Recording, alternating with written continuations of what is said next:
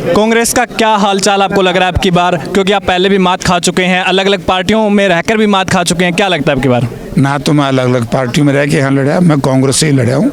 अलग अलग पार्टियों से लड़ा हूँ तो मात हमने भी इनको दी है। ये लोग भूल जाते हैं। यहीं पर इसी धरती पर कुलदीप बिश्नोई लोकसभा नहीं आ रहे, इसी धरती पर इनके बेटे की जमानत जब्त नहीं हुई। यार ये क्या राग अल्प पर क्या एक बार लोगों को बका रहे हो कि गढ़ गढ़ गढ़ गढ़ तो राजे महाराजा का हुआ है। अगर गढ़ की कई बात होती तो जयप्रकाश लोकसभा में और विधानसभा में क्यों जाता? मैं तो साधारण किसान का बेटा हूँ। गढ़ गढ़ प्रजातंत्र में किसी का नहीं, गढ़ होता है जनता का। विपक्षी पार्टियां बार बार ये आरोप लगा रही है कि आप जब चुनाव हार के गए तो आपने बागड़ियों पे कोई कमेंट किया था और आपने नकली नोट बांटने का भी आरोप आप पर लगाया गया। ये तो बेसलेस बातें हैं। हमारे को आवत है देनी आवे बुनाई घटावत आवे सूद।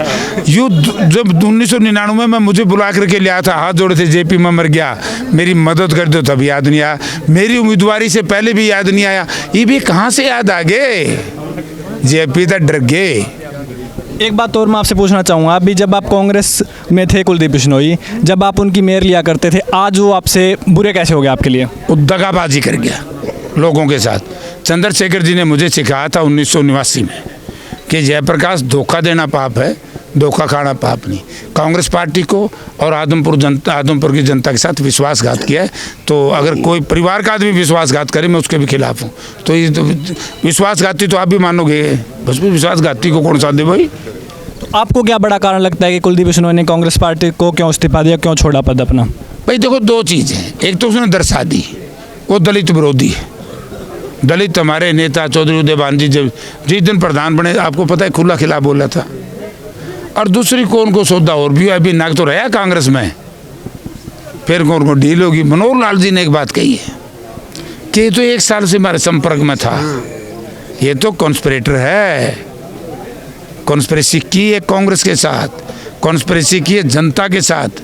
तो फिर ऐसे विश्वासघाती को के खिलाफ जेपी ने लड़ना चाहिए कि नहीं लड़ना चाहिए था?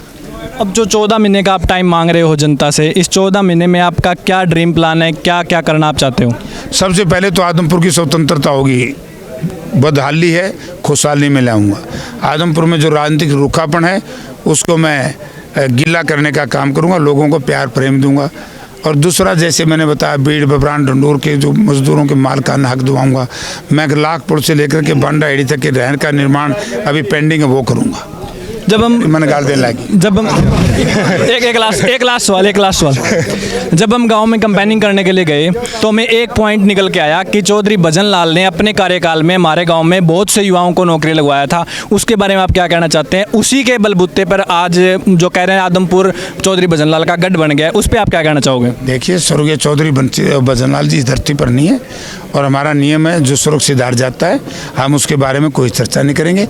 वो अच्छे आदमी थे, लेकिन एक बात भी तुम्हें पता है, बाप के नाम का सारा कमजोर लोग लेते। खुद बताओ क्या किया है? जयप्रकाश बता रहा है क्या किया है।